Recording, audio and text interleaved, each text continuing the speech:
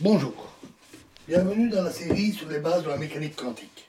Alors, les expériences précédentes peuvent laisser un goût d'insatisfaction. Ne pourrait-on vraiment pas trouver un dispositif très ingénieux qui permettrait de franchir la limite de l'incertitude de Heisenberg? Dans le cas de l'expérience de Young, c'était clair. Si on sait par où passe l'électron, alors il se comporte comme un corpuscule, et un simple argument de comptage montre que les interférences ne peuvent pas se produire. Donc les propriétés ondulatoires et corpusculaires doivent conspirer pour empêcher à la fois de savoir par où passe l'électron et d'avoir des interférences. Mais ici, il ne s'agit pas de détecter des interférences. Il s'agit simplement d'effectuer des mesures sur une particule isolée. Cela devient plus clair si on se rappelle que la particule n'est pas un corpuscule. Ce n'est pas quelque chose de bien localisé. Ce n'est pas un corpuscule dur et bien localisé, mais elle doit aussi être décrite comme une onde qui est étalée. Que nous disent alors les ondes? Une onde est un phénomène réparti dans tout l'espace.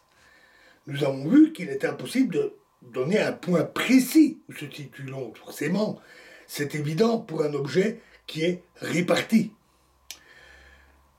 Même dans le cas d'un paquet d'ondes, celui-ci est localisé dans une petite zone de l'espace, mais il n'est pas situé en un point ponctuel précis. Donc si on a un paquet d'ondes, comme ceci, il a une certaine extension et il n'est pas situé en un point très précis. Il est réparti sur une distance L. De toute évidence, cette précision est liée à la longueur d'onde. Imaginez par exemple un paquet d'ondes qui est constitué d'une seule ondulation. Un paquet plutôt bizarre, mais tout à fait possible. Donc on a un paquet comme ceci. Dans ce cas-là, sa largeur n'est rien d'autre d'ailleurs que sa longueur d'onde. Si on avait moins qu'une oscillation, on n'aurait même plus de paquet. Ou de moins, avec un fragment d'oscillation, déterminer la longueur d'onde deviendrait problématique. Si on a ceci par exemple, comment savoir si ça se prolonge comme ceci ou si ça se prolonge comme ceci? Impossible de dire quelle est la longueur d'onde seulement d'un fragment. Il est évident également que plus la longueur d'onde est grande, plus le paquet d'onde est large. Dans le cas d'une seule oscillation, si on a une longueur d'onde plus grande, on a aussi un paquet plus large.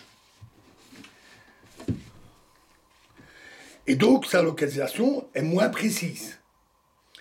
Que nous disent les lois sur l'optique ondulatoire exactement? L'optique nous enseigne que si un paquet a une largeur d'environ delta x, alors la longueur d'onde lambda ne peut pas être connue avec une meilleure précision, delta lambda, qui est donnée par delta lambda, au mieux, est donnée par lambda sur 2pi delta x, où ici on appelle delta x l'incertitude sur la position, c'est-à-dire la largeur du paquet. Et l'incertitude sur la longueur d'onde est alors donnée par cela. Notons d'ailleurs que cette relation se démontre avec les transformées de Fourier, on ne va pas faire ce calcul ici, et est vraie pour toute onde, pas seulement pour des paquets d'ondes. D'autre part, si l'on considère l'électron comme une onde, l'expérience de Young permet de mesurer sa longueur d'onde, comme on l'a vu précédemment. Et le résultat est la longueur d'onde égale h sur mv, où v est la vitesse de l'électron, ou encore v égale h sur m lambda. Alors si la longueur d'onde est imprécise, la vitesse sera également imprécise.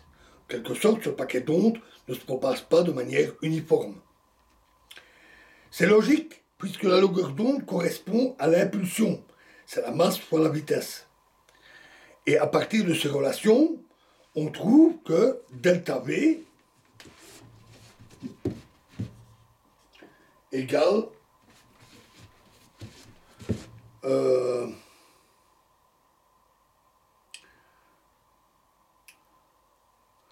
lambda H sur M delta X.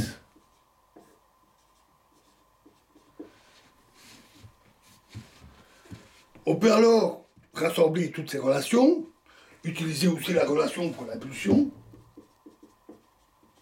et on trouve que delta X fois delta P doit être supérieur ou égal dans tous les cas à H sur 2pi, qui est exactement la relation que nous avions donnée. Que nous dit cette formule? Elle dit que pour une particule qu'on représente comme un paquet d'ondes, il est impossible de mesurer avec autant de précision que désiré à la fois la position x, delta x, ou la vitesse v, delta v. Car le produit des deux, pour un paquet d'ondes, est toujours moins égal à h sur 2πm. Et pour un paquet d'ondes, cela paraît beaucoup plus évident que pour un corpuscule. Voilà, et dans la prochaine vidéo, nous verrons les conséquences de tout ça. Je vous remercie.